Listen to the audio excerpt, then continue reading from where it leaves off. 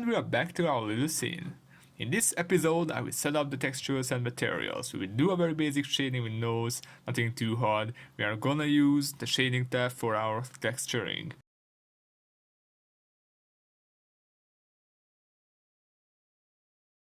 Let's start with the plates. Come to the material tab on the right side and press on this plus icon to create a new material. I will change it to red to see that all the duplication is working nicely. I added the material to one plate, but since the data is linked, we don't have to deal with the other plate. The material will be applied on it too. For now, I will shrink the bottom node editor as we don't need it yet. Don't forget to use the basic shading mode in the viewport. That's the third one that's also selected here, and not the final render yet. The color can be seen here, and I'm gonna decrease the roughness here to make it more glossy. If we increase specular, the glossiness will be stronger and the reflection will be more visible. Okay, so let's turn this down. As you can see, there's no reflection, and if we turn it up, there will be more reflection. We can go out of this range in the values, but we should stay always between 0 and 1 if we aim for photorealism. Pretty good. Now I'm gonna rename this plate. That makes sense. Since they are made of metal. For these little guys we will use another material. Since they are made of metal, I will increase the metallic value to 1.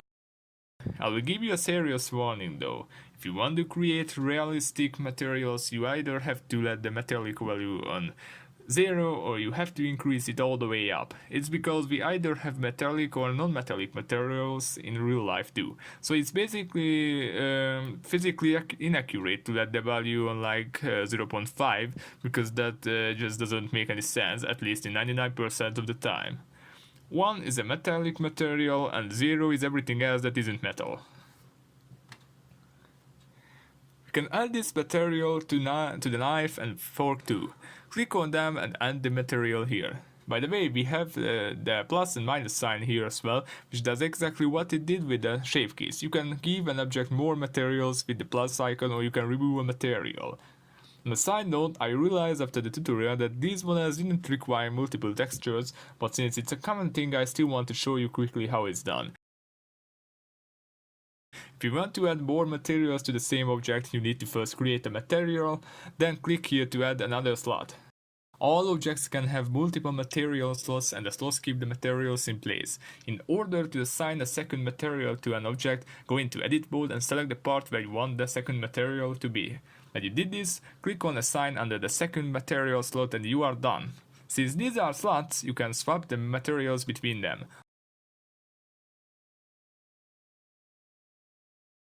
Also, you can put any material into a slot, you don't have to create the material on the same object.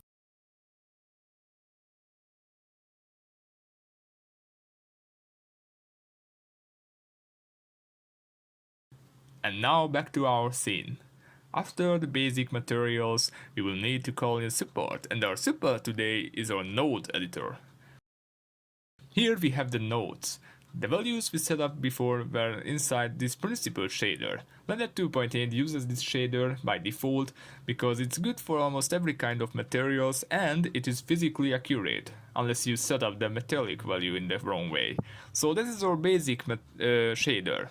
I'm not going to go into serious material creation as it will be too difficult for a beginner tutorial and this scene doesn't need it anyway. To replace the principal shader, I will press Shift A and bring up a menu from where we'll be able to add new shaders. And yes, this has the same logic behind it as the object menu, which uses the same shortcuts. First, delete the principal shader and press Shift A. Click on search and type in glass. We have our glass shader. Connect the shader output with the material output. Both the output and the input have the green dot which helps you decide what dots to connect. By the way, in the render tab I set up the scene in cycles and you should too, otherwise the final scene won't look the same as mine. Our glass is working beautifully, I'm proud of our little glass shader. Since cycles is a path tracer, it's going to be a bit slow. You see this noise because it's a path tracer and it simulates light bouncing around just like in real life, and that's a very computing heavy task to do. You can imagine this if you would use a very bad camera or a phone that takes 10 to 50 minutes to capture a picture. That's what it will look like in real life. Now look here, right here, here comes magic. We will create a translucent material for the candle. Click on the candle and create a new material. Here we will use the principal shader and the translucent shader. I'm changing the color then calling in our translucent friend in no time, don't worry. Now that we have both shaders, type in mix, which should bring up the mix shader. If you are not familiar with nodes, this is basically what two layers will look like in Photoshop if they were put on a graph. The mix shader will be something like an adjustment layer or a mask that will mix two other layers under it. If we wanted to further change our material, we will add another mix shader and mix it with other shaders, which will be the same as new layers in Photoshop or Medibank Paint or any 2D graphic program. This is not the most accurate example, but I hope it helps for now to understand the basic concept. When I realized this about nodes, it helped a lot to understand how they work, and since then I can create fairly complex materials. In the mix shader, we adjust how strong the two shaders effect should be. If we bump it all the way up, it will always show only our second shader, which is on the bottom. And if we set the value to 0, it will only show our first shader, which is the principal shader in this case. The translucency should be a bit more orange and darker, I think. Okay, I'm gonna try experimenting with this a bit. It seems very odd looking. Also, you can see that if I bring this up to 1, it's only showing the translucent shader. I will change the color a bit. It's too yellow.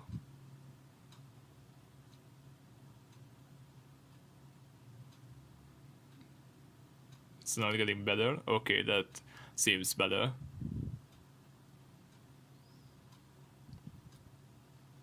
I will use these values.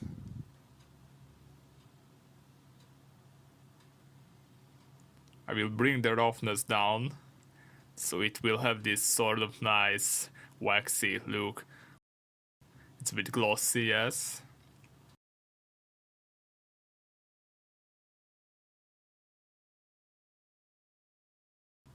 I'm renaming this really quickly. That seems to be it. Okay. For the flames, we will use an emission shader. Shift A and search type in emission. Connect this to our material output and this should give us a surprisingly pretty light source.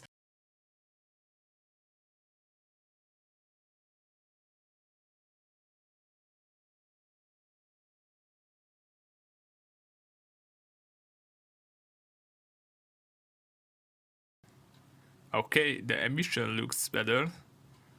Although this light is too strong, I can see the effect.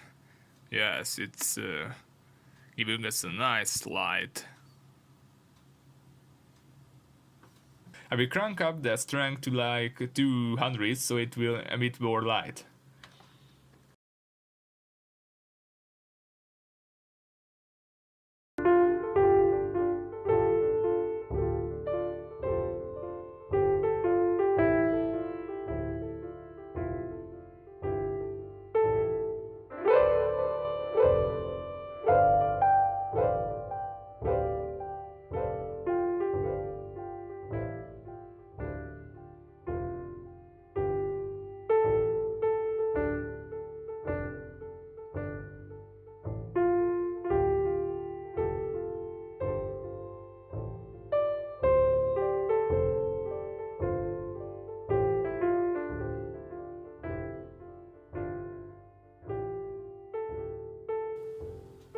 The bow will be more interesting.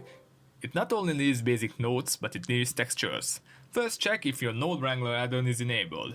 Come up here and into the preferences, and in the add-ons tab type in Node Wrangler.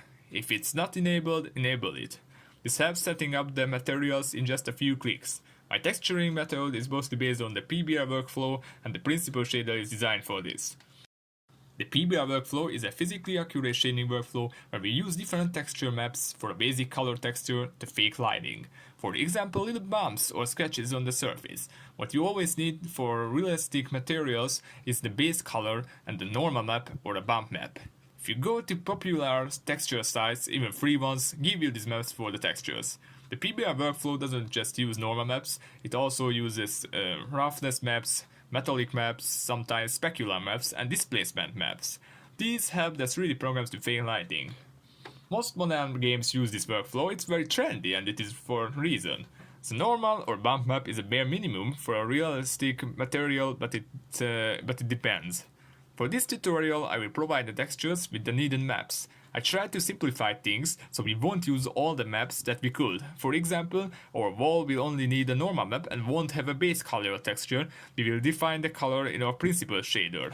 Okay, if you downloaded the textures, let's continue. Click on the principal shader and press Ctrl Shift and T. This will bring up the Blender file browser. Find the folder where you downloaded the textures. Here is our view texture. This contains the most maps in this tutorial: a color map, a normal map, and a roughness map. Select all three and then click on this button. And here it is, that's it. All thanks to our add-on. If we hadn't used this add-on, we would have to set up all the nodes, but who has time for that? As you can see, our image textures are nicely connected to our principal shader. The normal map is connected through a normal map node, which is critical for this. Also, every image texture node should be set to non-color data except the base color node. As you can see, the add-on did this for us too. If you want to change the texture size globally, you can do it in the mapping node. If you have this material applied to multiple objects, this will change the size and rotation of the texture on all the objects.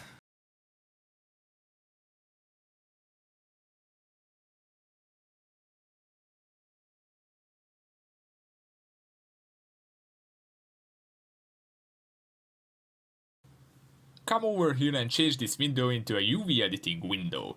Most objects have UV maps which tell Blender how to display the textures on them. All objects have a default UV map since Blender 2.8, which are good in most cases unless you extrude or distort the object a lot. I'm not going to show you advanced UV mapping, this is enough info for a beginner tutorial.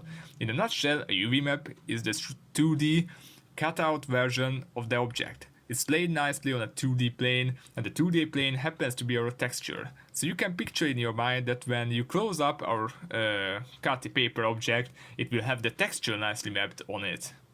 If you select the unwrapped UV map, you can change the size and rotation only on the individual object or the linked twins if you duplicated them with Alt-D.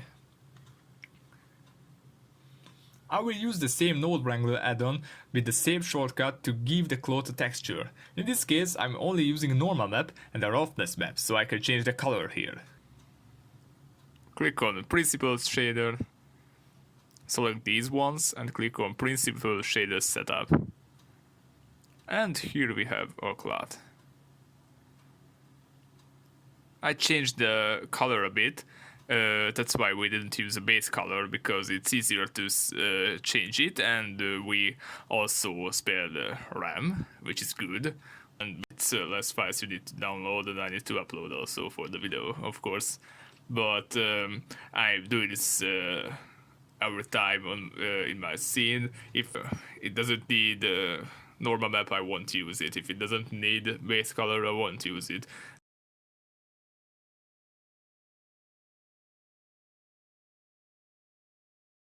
And for our wall, don't select all the nodes, or the Node Wrangler will add texture nodes to everything. Since I only need one texture node, Shift Ctrl T won't work. Instead, I will use Ctrl T, which only brings up one texture node and the mapping nodes for it. Let's open our plaster texture. I will add the normal map and change the image texture to non-color data. With this method, we not only spare RAM, but it's easy to change the color of things. For clarification, I know that I said in this video that you should use at least a normal map and a base color to make the texture more realistic, but actually you don't always need to use them, or for example there are times when it's enough to only use a roughness map for surface imperfections, so there isn't really a rule for this, but if you're a beginner it's of course easier for you to just plug in the normal map and plug in the base color, and that's it. But if you get more advanced, maybe I can do a video about it, or when to use what maps.